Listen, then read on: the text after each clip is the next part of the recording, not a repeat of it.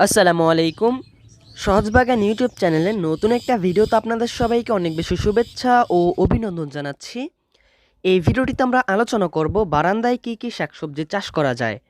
আশা করি এই সম্পূর্ণ ভিডিওটি দেখলে আপনারা উপকৃত হবেন। আর এরকমই কৃষিভিত্তিক ভিডিও পাওয়ার জন্য আমাদের ইউটিউব চ্যানেলটিকে সাবস্ক্রাইব করে পাশেই থাকবেন। প্রথমতই বলে নিচ্ছি, ফসল চাষের ক্ষেত্রে এরকম বারান্দা বাছাই করতে হবে যেখানে দিনে অন্তত 2 থেকে 3 ঘন্টা সূর্যের আলো পড়ে।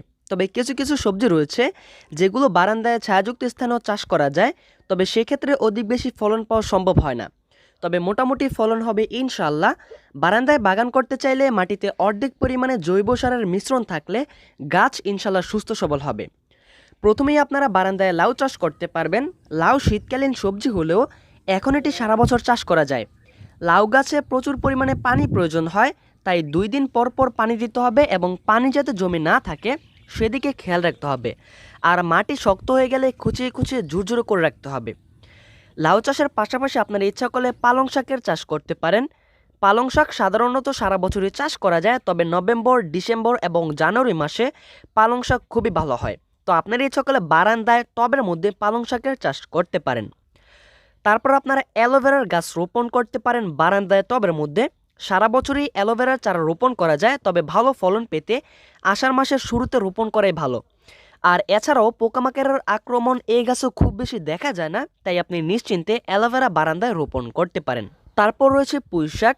পুঁইশাক গাছের গোড়ায় কখনোই পানি জমতে দেওয়া যাবে না, তাহলে গাছের গোড়া পচে যেতে পারে। তো আপনি ইচ্ছা করলে আপনার বারান্দায় শখ করে এই পুঁইশাক চাষ করতে পারেন। তারপর আপনারা ঝিঙ্গা চাষ করতে পারবেন। ফেব্রুয়ারি, মার্চ অথবা মাঘ, চৈত্র মাস ঝিঙ্গা চাষের উপযুক্ত সময়।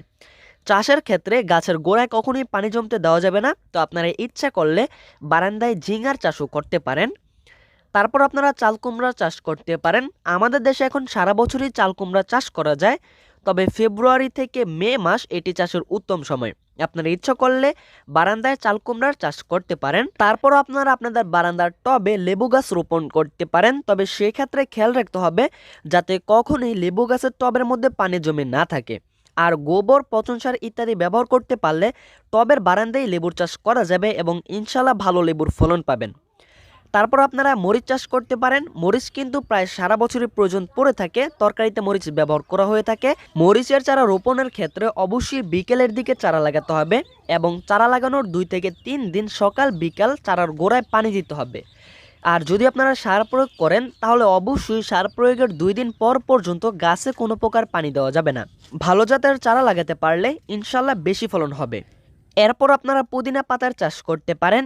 ছোট টব বা পুরনো তেলের কন্টেইনার বা পুরনো বোতল জাতীয় পাত্র, এক্ষেত্রে আপনি পুদিনা পাতা চাষে বাছাই করতে পারেন।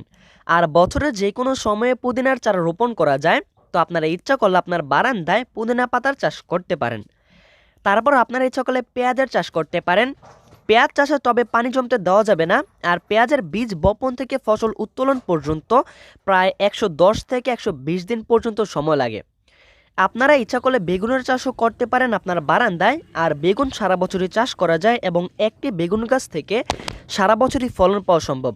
আপনারা ইচ্ছা করলে আপনাদের বাড়ির আঙিনা, ছাদের টব অথবা বারান্দায়ও এই বেগুনের চাষ করতে পারেন। বেগুনের উল্লেখযোগ্য জাতের মধ্যে রয়েছে ইসলামপুরি, খটখটিয়ে এবং লাফা। তো আপনারা ভালো মানের চারা লাগাতে পারলে ইনশাল্লাহ ভালো বেগুনের ফলন পাবেন।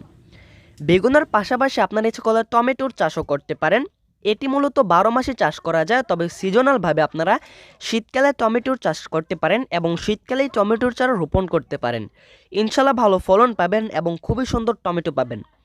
তারপর আপনারা বারান্দায় ইচ্ছা করলে সিমের চাষও করতে পারবেন। সঠিক পদ্ধতিতে সিম চাষে বীজ বপন ও সার প্রয়োগ করলে ভালো ফলন পাওয়া যায়। সিম চাষের ক্ষেত্রে অন্তত দৈনিক 2 থেকে 3 ঘন্টা রোদ পায় এমন স্থান বাছাই করা প্রয়োজন। তো আপনার ইচ্ছা করলে আপনাদের বাড়ির বারান্দায় এই সবজিগুলোর চাষ করতে পারেন। তো এই ছিল ভিডিও। আমি আশা করি ভিডিওটি দেখে আপনারা উপকৃত হয়েছেন এবং কিছু না কিছু জানতে পারছেন। যদি ভিডিওটি দেখে ভালো লেগে থাকে তাহলে প্লিজ একটা লাইক করবেন, কমেন্ট করে আপনার মতামত জানাবেন এবং পরবর্তীতে কোন ধরনের ভিডিও পেতে চান সেটিও আমাদেরকে কমেন্ট করে জানাতে পারেন।